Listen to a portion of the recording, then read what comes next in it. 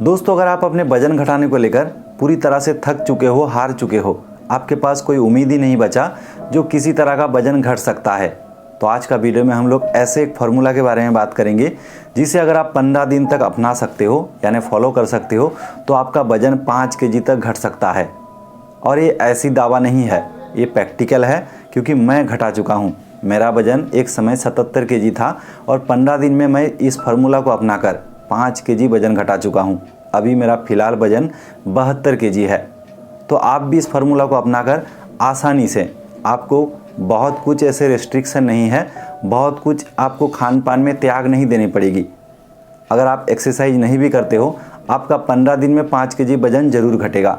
आपको सिर्फ dieting maintain करना है और इसके पीछे आपको एक चीज़ का ध्यान रखना है, और वो कौन सा चीज़ है आगे चलकर हम लोग बात करेंगे।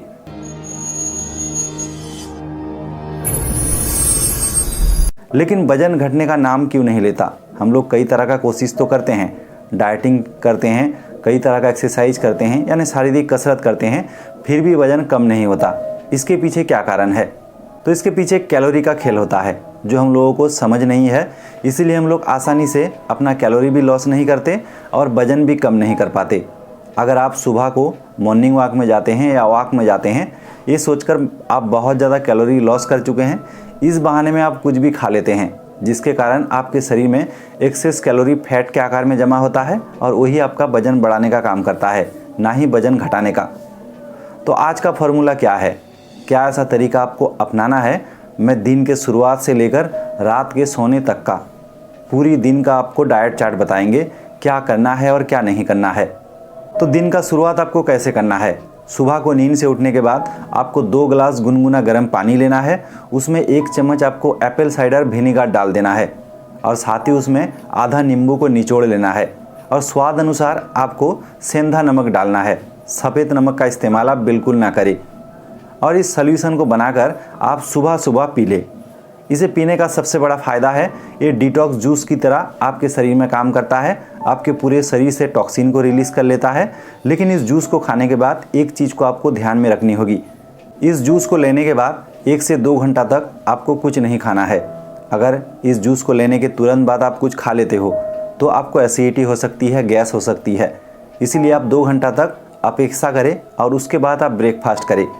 इसके बाद ब्रेकफास्ट में आपको 2 चीज़ का ध्यान रखना है। आपको किसी तरह का कार्बोहाइड्रेट नहीं लेना है, यानी गेहूं हो या चावल हो, इसका तैयार कोई भी सामान आपको नहीं खाना। इसके जगह आपको बॉयल अंडा खा सकते हैं, इसके जगह आप चना खा सकते हैं, या तो इसके जगह आप किसी तरह का कोई भी अंडा का भुजिया बना के खा ले और इसमें आप मक्खन का इस्तेमाल कर सकते हैं। दूसरा कोई भी चीज़ खा सकते हैं, सलाद खा सकते हैं, लेकिन एक चीज़ आप कार्बोहाइड्रेट ना ले। इसके बाद आती है लंच की बारी, यानी दोपहर को आपको क्या खाना है। तो दोपहर में आप कुछ भी खा सकते हैं, आप अंडा खा सकते हैं, आप चिकन खा सकते हैं, आप मछली खा सकते हैं। लेकिन आप अगर राइस खाते हो तो राइस का इस्तेमाल आप बहुत कम करें, यानी आप 1 कप राइस ले और उसके साथ आप ज़्यादा से ज़्यादा सलाद ले। आप 1 पीस की जगह 2 पीस मछली खा सकते हैं, चिकन खा सकते हैं। दोस्तों, अब तक हम लोग बात कर चुके हैं सुबह को क्या लेना है, ब्रेकफास्ट में क्या लेना है और दोपहर को क्या लेना है। अब बारी आती है टिफ़िन की और रात की डिनर की।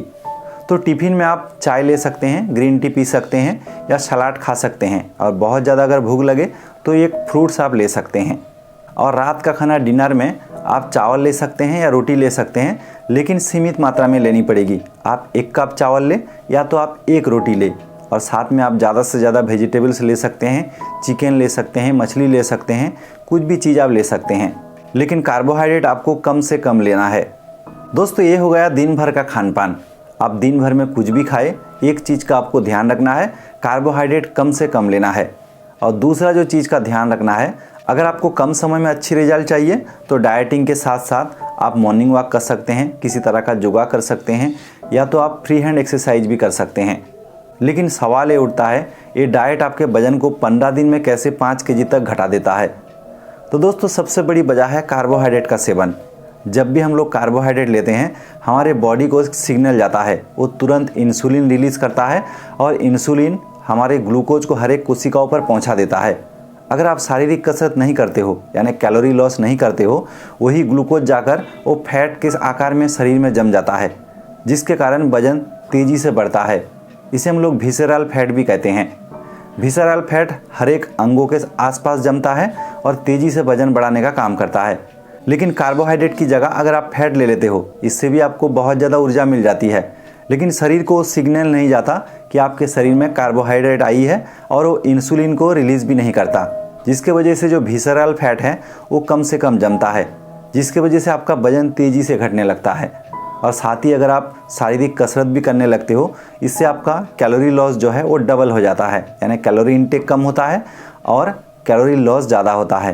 तो इसमें कैलोरी लॉस का जो फंडा है वो भी एक्टिव होता है, जिसके वजह से आपको रिजल्ट जो है वो दोगुना मिलता है।